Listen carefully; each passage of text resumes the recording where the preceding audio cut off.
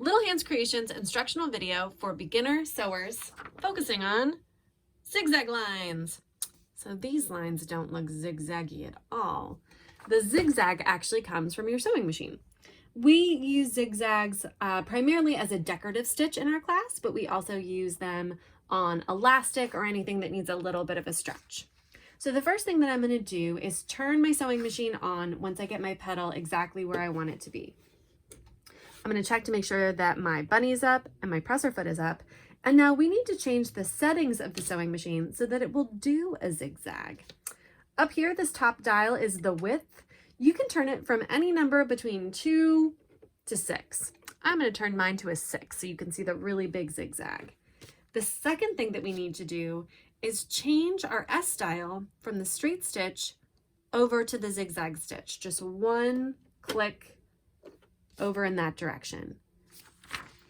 The other thing that I'm going to be adding on to this zigzag line is knots.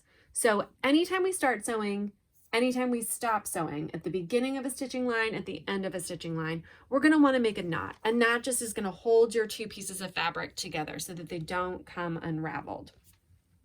We make knots by holding down this reverse button.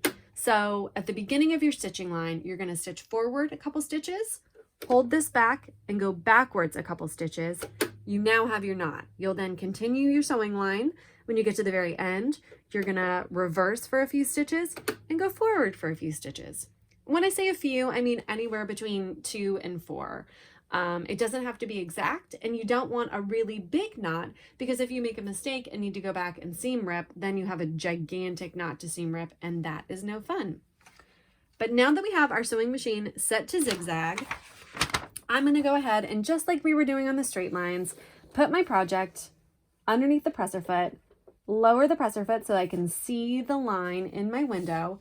And the first thing that I'm going to do is make my knot. So I'm going to stitch forward, oops, excuse my shoulder, stitch forward a few times and then stop.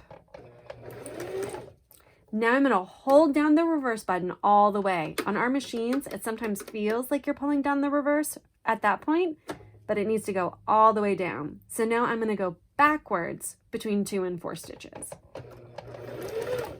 Now that I've made my knot, I'm free to stitch as usual all the way to the very end.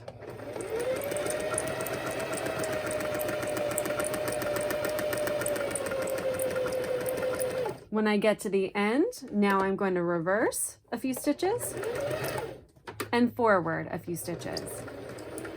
Now that I am all done with that, I get my bunny up, I get my presser foot up, project out, and you can see on the back how my needle moved back and forth. And if there was thread attached, it would create a zigzag.